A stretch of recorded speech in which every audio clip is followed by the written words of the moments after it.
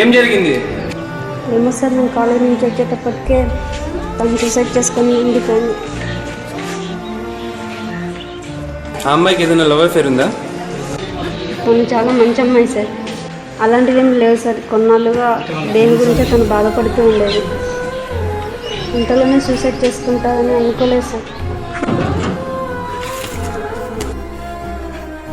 చావు ఒక విడుదల.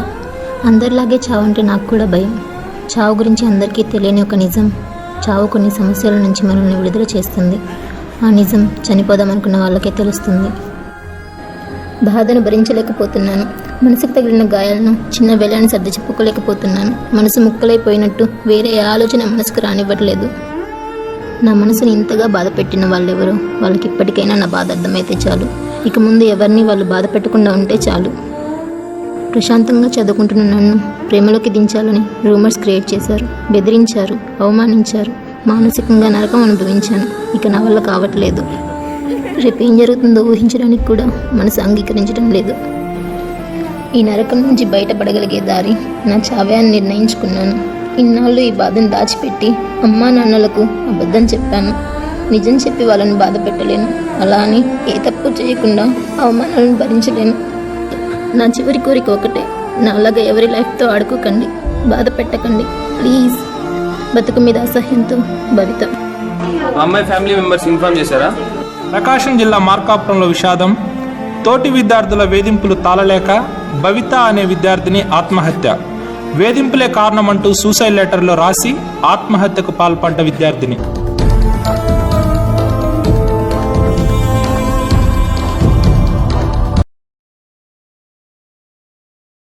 ఎందుకు రాదు రికార్డ్స్? మనం వచ్చింది చదువుకోవడానికి, సీనియర్స్ రికార్డ్స్ రాయడానికి.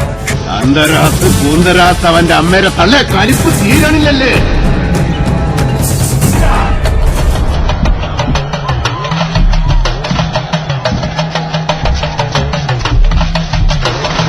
കണ്ണു ചുവക്കാണ്, പല്ല് കടിക്കണം, ഇഷ്ടി ചുരട്ടണം, ആകെ വിയർക്കണം. ఇదే అడక్కరా పైన సీనియర్లు అయితే కొమ్ములు ఉంటాయా? నిన్ను కొట్టడానికి సీనియర్స్ వస్తున్నారా? పారిపో.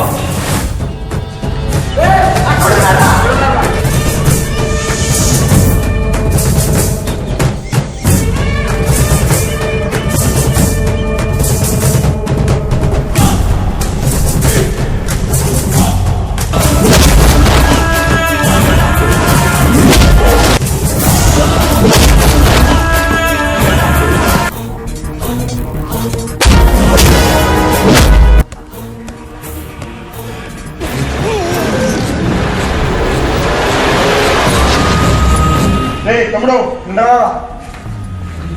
ఏం జరిగిందిరా? అన్నా మెట్ల మీద నుంచి జారిపడ్డాడన్నా. నీకు బ్రెయిన్ ఉందా? మెట్ల మీద నుండి జారిపడితే నీ దెబ్బలు ఎలా తగ్గుతాయిరా? పక్క కాలేజ్ అమ్మాయిని గోకితే పక్క కాలేజ్ స్టూడెంట్స్ వచ్చి కొట్టారని చెప్పు. వినపడిందిగా, ప్రతి ఒక్కడు ఇలాగే చెప్పాలి. ఈ మ్యాటర్ ప్రిన్సిపల్ దగ్గరికి వెళ్ళింది ఒక్కొక్కటి పగిలిపోద్ది.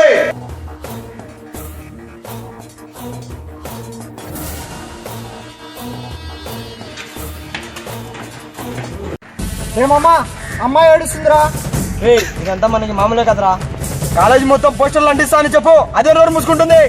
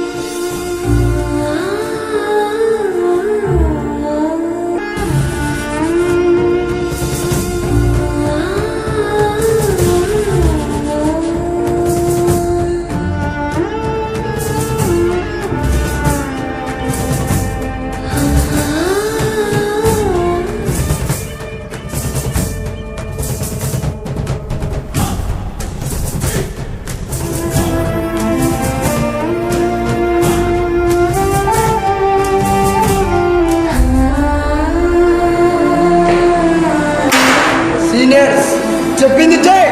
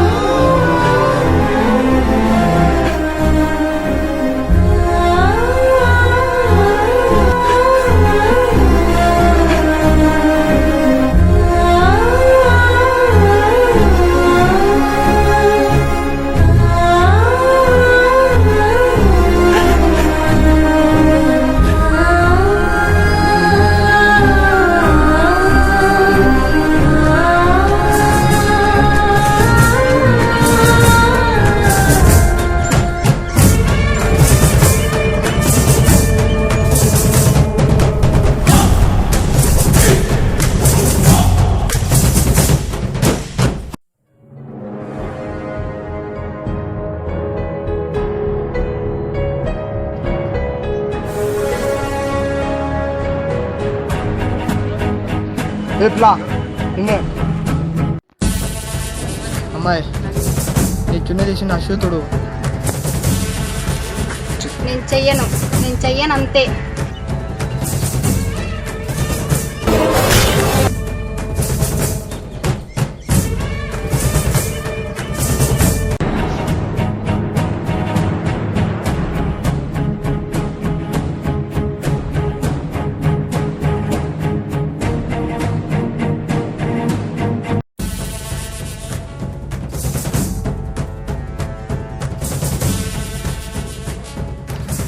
మామా మనల్ని సస్పెండ్ చేశారంటరా.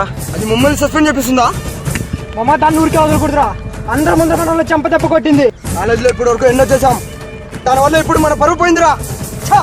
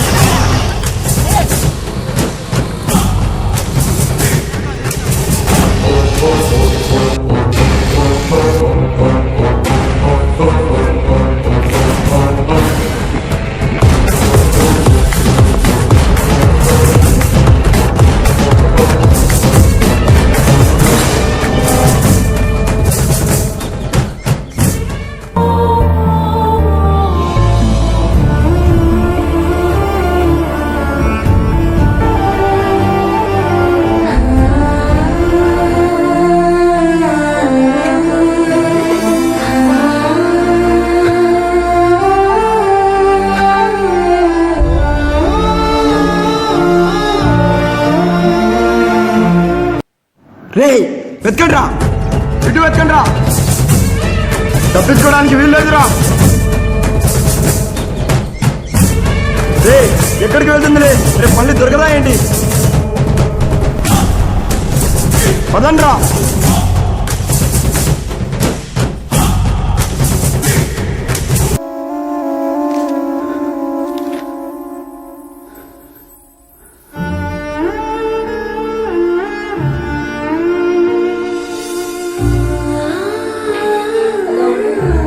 వాళ్ళ ఫ్రెండ్ని మాట్లాడుతున్నాను.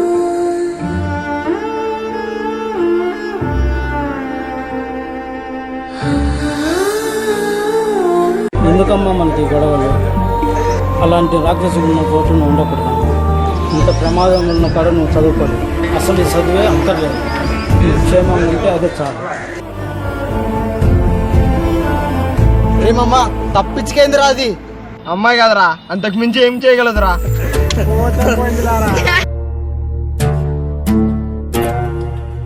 ఎందుకు మాపై పగా, ఎందుకు రాయి కసి, ఎందుకు మాపై కక్ష, ఎందుకే వివక్ష,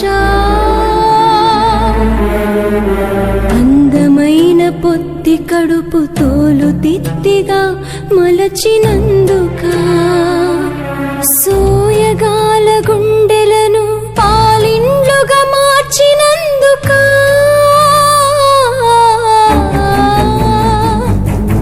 23 మొక్కలు ఒక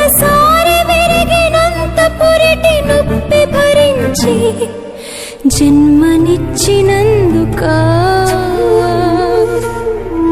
పాములని తెలియక పాలిచ్చినందుక ఎందుకు మాపై పగా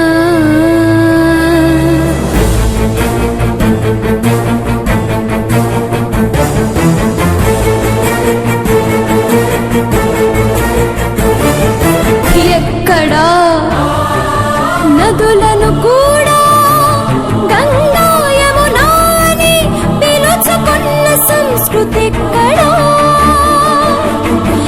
ఎక్కడా ధనలక్ష్మి ధాన్యలక్ష్మి సంక్రాంతి లక్ష్మి అనే సభ్యత ఎక్కడా గోవును గోమాతని భూమిని భూమాతని ప్రకృతిని మాతని సంస్కారం ఎక్కడా ఎత్ర నార్యంతు పూజ్యంతే రమంతే తత్ర దేవత అన్నపూర్ణము గురమ్మల తల్లి ఆది పరాశక్తి అని పూజించి గౌరవించు భారతీయ మాతృదెక్కడా సరుకులుగా వస్తులుగా ఉత్త మట్టి దిమ్మెలుగా రక్త చర్మరంధ్రాలుగా కాకి తీర్చి కేంద్రాలుగా తలపోసి పురుష భారతీయుల్లో మాకు ఉనికి ఎక్కడ మాకు స్థానం ఎక్కడ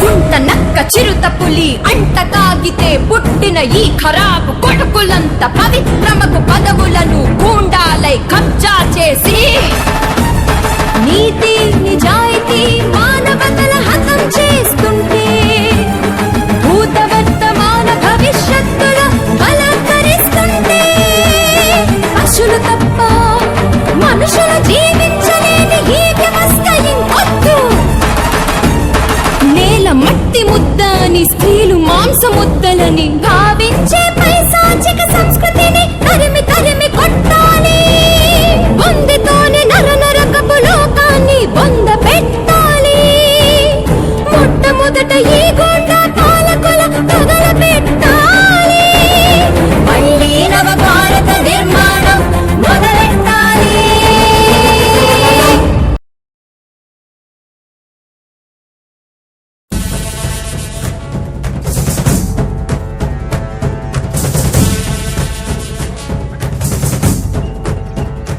చున్నీ తీసుకొని క్లీన్ చేయి.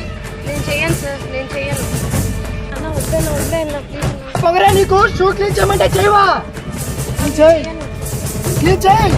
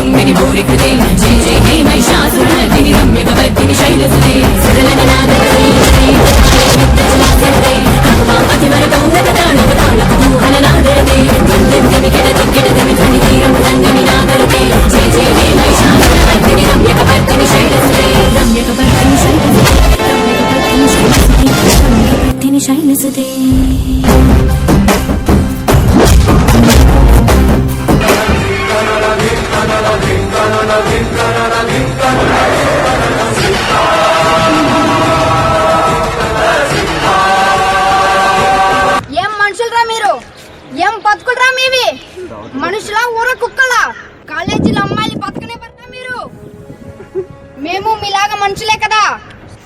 మేము బాధపడుతుంటే మీకు అంత సంతోషమరా? నేను ఒక్క సైగ చేస్తే మిమ్మల్ని అందరిని ఇక్కడే చంపి పాతి పెట్టేయగలరా అమ్మాయిలు? చూస్తారా?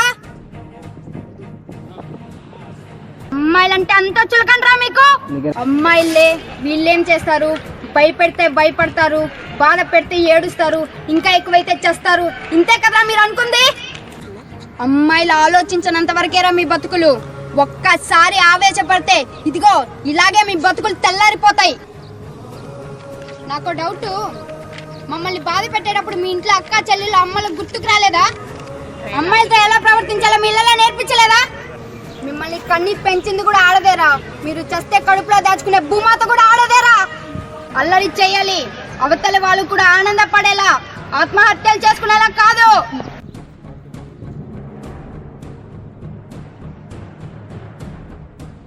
సార్ మేము చాలా తప్పులు చేశాం సార్. మా వాళ్ళే భవిత సూసైడ్ చేసుకుంది. మేము చాలా టార్చర్ చేశాం సార్.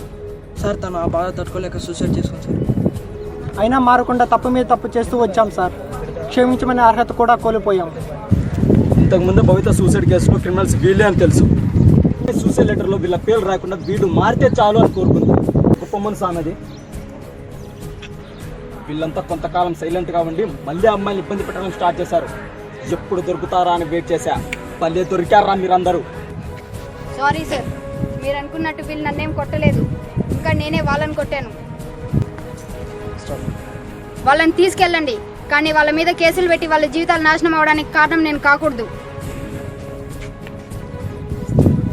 అలాగే ఎంతో మందికి ఉచితంగా చదువు చెప్పే మా కాలేజీకి చెడ్డ పేరు రావడానికి నేను అస్సలు ఒప్పుకోను. కుదిరితే వీళ్ళ అమ్మా నాన్నలను పిలిపించి వీళ్ళందరికీ కౌన్సిలింగ్ ఇప్పించండి. షబాస్, చాలా గొప్పగా చెప్పావమ్మా. నీలాగే ప్రతి ఒక్కరు ఇలా ధైర్యంగా ఉంటే ఇలాంటి వాళ్ళందరినీ చీమల్లాగా నలిపేయచ్చు. ఆడవాళ్ళ మీద జరిగే దాడుల్ని ఆపవచ్చు. మా పోలీస్ స్టేషన్లో మూసేసుకోవచ్చు. నీ మనసుకి, నీ ధైర్యానికి మా పోలీస్ డిపార్ట్మెంట్ తరఫు నుంచి సెల్యూట్ చేస్తున్నాం. అసలు ఇలా ఎలా మారాం? అంతమందిని ఎలా కొట్టావు? చాలా ఆశ్చర్యంగా ఉంది. నేను ఈ కాలేజ్ నుంచి వెళ్ళాక ఇంకో కాలేజ్లో జాయిన్ అయ్యాను. అక్కడ కూడా ఇలాగే అమ్మాయిలు నేర్పిస్తున్నారు. ఇలా 2-3 కాలేజీలు మారినా ప్రతి చోట పరిస్థితి ఇలాగే కనిపించింది. అప్పుడే అనుకున్నా చేరాల్సింది కాలేజీలో కాదు మార్షల్ ఆర్ట్స్లో అని. ఈ 2 నెలల్లో చదువు, అవమానాలు, బాధ్యతలు, విమర్శలు అన్నీ వదిలేసా. నన్ను నేను కొత్తగా దృఢంగా తయారు చేసుకున్నా. అలా 2 నెలల్లో భయపడే స్థాయి నుంచి భయపెట్టే స్థాయికి చేరి ఇదిగో ఇప్పుడు ఇలా.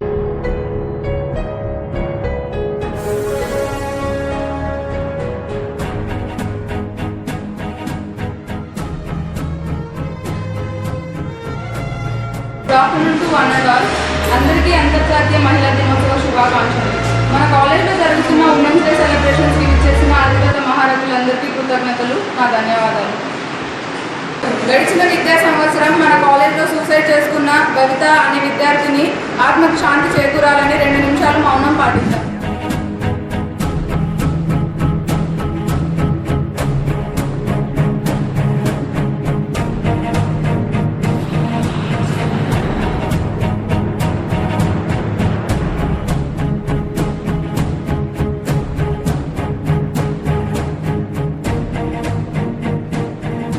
ఉమెన్స్ డే సందర్భంగా విద్యార్థులు ఎవరైనా వచ్చి మాట్లాడదలుచుకుంటే మాట్లాడవచ్చు.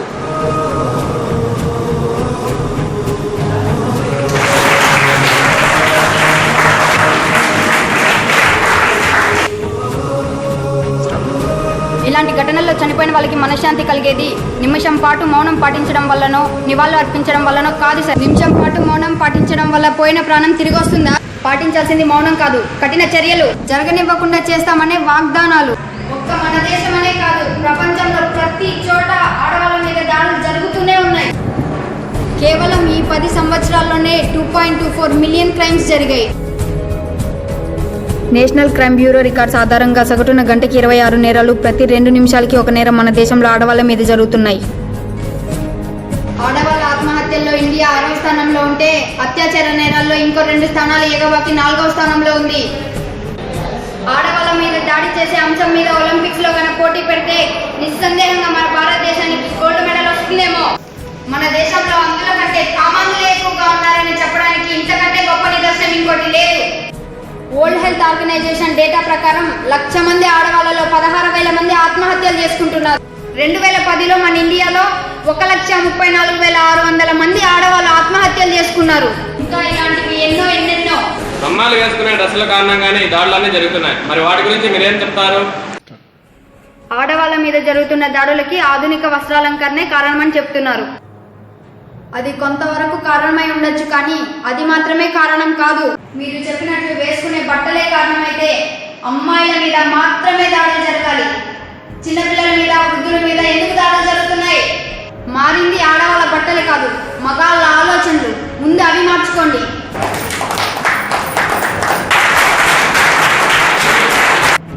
అబ్బాయిలు పెరుగుతున్న వాతావరణం, పెంచే విధానం, అభివృద్ధి చెందుతున్న టెక్నాలజీ, మితిమీరిన స్వేచ్ఛనివ్వడం, ఎవరితో ఎలా ప్రవర్తించాలో తెలియకపోవడం, ఇంకా ఇలాంటి పరిస్థితులు కూడా అమ్మాయిల మీద దాడులు జరగడానికి కారణమే. నిర్భయ చట్టాలు, అభయ యాప్లు, పెప్పర్ స్ప్రేలు, షీటమ్స్ ఇలా ఎన్ని అమలు చేసినా దాడులు తగ్గడం కాదు కదా, ఇంకా పెరిగిపోతున్నాయి. ఇల్లు, వీధులు, కాలేజీలు, ఆఫీసులు అని తేడా లేదు. నగరమా, గ్రామమా అని అస్సలు తేడా లేదు. ఎక్కడ చూసినా ఆడవాళ్ళ మీద దాడులే కనపడుతున్నాయి. అప్పుడెప్పుడో తెచ్చిన బాల్య వివాహ చట్టం నుంచి ఇప్పుడు తెచ్చిన నిర్భయ చట్టం వరకు ఎన్ని కఠిన చట్టాలు తెచ్చిన పరిస్థితులు అసలు మారడం లేదు. చట్టాలు తెస్తే సరిపోవు, వాటిని అంతే కఠినంగా అమలు చేయాలి. వీటిని ఆపాలంటే ఒకే ఒక పరిష్కారం. ప్రతి స్త్రీకి ఆత్మరక్షణ విద్యల మీద శిక్షణ ఇవ్వడం, తనను తాను రక్షించుకునే శక్తిని కలిగి ఉండేలా చేయడం.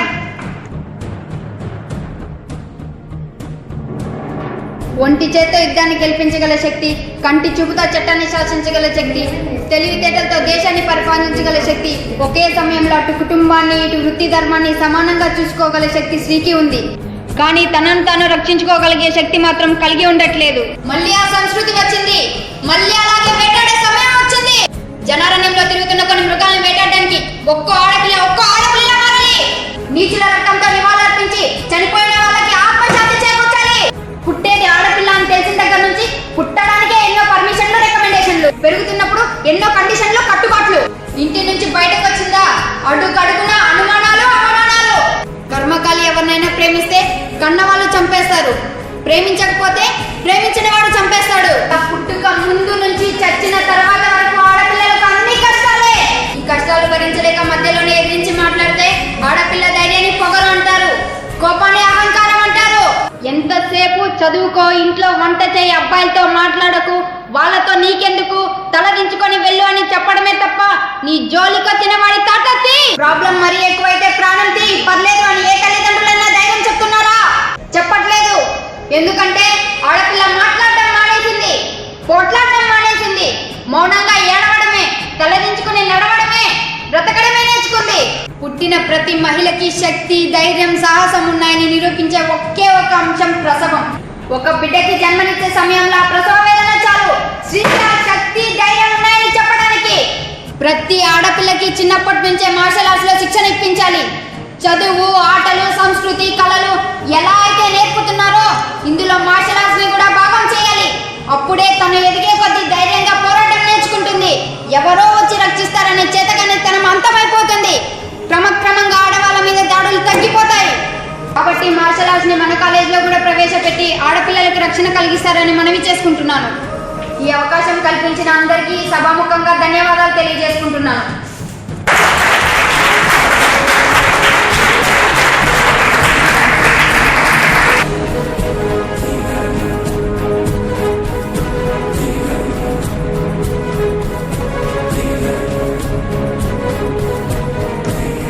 ఈ అమ్మాయి చెప్పినట్లు కాలేజీ టైం టేబుల్లో చిన్న మార్పులు చేసి మనం మార్షల్ ఆర్ట్స్ని కూడా ప్రవేశపెట్టడానికి తప్పకుండా ప్రయత్నం చేద్దాం.